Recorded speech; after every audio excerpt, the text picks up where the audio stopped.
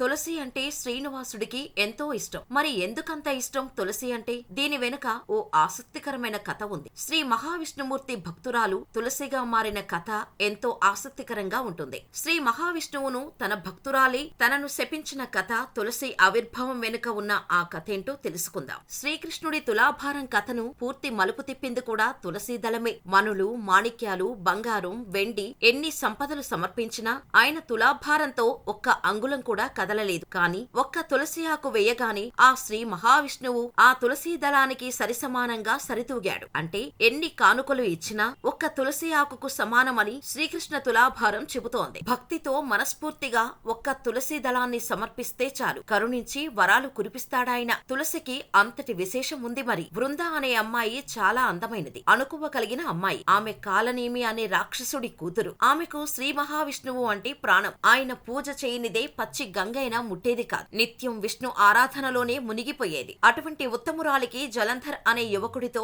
వివాహం జరిగింది. పరమశివుడు మూడో కన్ను నుంచి వచ్చే అగ్నిలో నుంచి పుట్టినవాడు జలంధరుడు. అమిత శక్తివంతుడు. జలంధరుడు వృందను ఇష్టపడ్డాడు. ఇంద్రుణ్ణి శిక్షించటానికి దావాగ్నిని శివుడు గంగాసాగరంలో దాచిపెట్టాడు. ఆ అగ్ని బాలుడి రూపం ధరించాడు. తర్వాత ఆ బాలుణ్ణి బ్రహ్మకు అప్పగించాడు. ఆ బాలుడికి పేరు పెట్టడానికి బ్రహ్మ దగ్గరకు తీసుకోగానే కంటి నుండి నీరు వచ్చిందట. అప్పుడు బ్రహ్మదేవుడే స్వయంగా ఆ బాలుడికి జలంధరుడు అని పేరు పెట్టాడు. అలా శివాగ్నిలో పుట్టిన బాలుడు జలంధరుడిగా మారాడు. అలాగే నిన్ను శివుడు తప్ప మరెవ్వరూ చంపలేరని వరమిచ్చాడు. రాక్షసుల గురువు శుక్రాచార్యుడి శిక్షణలో జలంధరుడు రాక్షసరాజు అయ్యాడు. దేవతలపై తన ప్రతాపంతో విరుచుకుపడేవాడు. ఇదిలా ఉంటే ఓ సందర్భంలో వృందను చూసిన జలంధరుడు ఆమెపై మనస్సు పారేసుకున్నాడు. మహావిష్ణువుకు భక్తురాలైన ఆమెను విధివశాత్తు వృందాకు జలంధరుకు వివాహం జరిగింది. ఆమెతో వివాహం భక్తి పవిత్రతతో అతని శక్తి మరింత పెరిగిపోయింది. దీంతో శివాగ్నిలో నుంచి పుట్టినవాడే అయినా శివుడిని కూడా ఓడించగలననే గర్వం పెరిగిపోయింది. శివుడినే ఓడించాలనుకున్నాడు. అదే అహంకారంతో శివుడిపై యుద్ధానికి సిద్ధమయ్యాడు. ఇద్దరు హోరాహోరీగా పోరాడుతుంటారు. అది చూసిన దేవతలు హడలిపోతారు. జలంధర్ శక్తి సామర్థ్యాలకు హడలిపోయిన దేవతలు విష్ణువుకు మొరపెట్టుకుంటాడు. ఇంకేముంది, రంగంలోకి దిగుతాడు విష్ణుమూర్తి. దుష్ట శిక్ష రక్షణ కోసం, లోక కళ్యాణం కోసం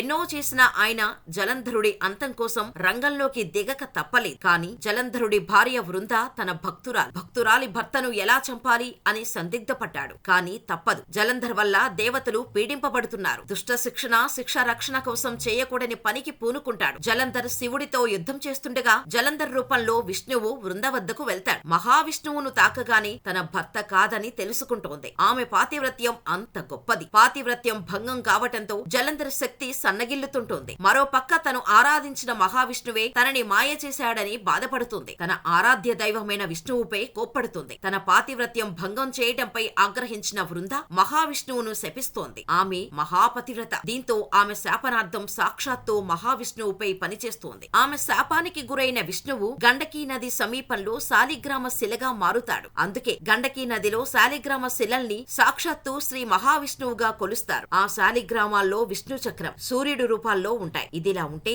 శివుడితో యుద్ధం చేస్తున్న జలంధర్ శక్తి తగ్గిపోవటంతో మహాశివుడికి అస్త్రాలకు హతుడవుతాడు. భర్త మరణించాడని తెలుసుకున్న వృంద తీవ్ర మనస్తాపానికి గురవుతోంది. ఇక తన జీవితం ఎందుకు అనుకుంటుంది. అలా తన జీవితాన్ని ముగించుకోవాలనుకుంటోంది. వృంద తనువు చాలించే ముందు విష్ణుమూర్తి ఆమెను తులసిగా పిలుస్తాడు. నువ్వు చాలా గొప్పదానివమ్మా. నిన్ను భూలోకంలోనే కాదు దేవతలు కూడా కొలుస్తారు. సౌభాగ్యాలను సిద్ధంగా గొప్పదానివిగా పూజలందుకుంటావని ఆశీర్వదిస్తాడు. అంతేకాదు తనతో పాటు పూజలు అందుకుంటుందని వరమిస్తాడు. ఇందుకే తులసి లేకుండా విష్ణువుకు ఏ పూజ చేసినా ఫలితం ఉండదనే నాటి నుండి ఉంది. అందుకే ప్రతి ఒక్కరి ఇంట్లో ఉంటూ పూజలు అందుకుంటోంది తులసి.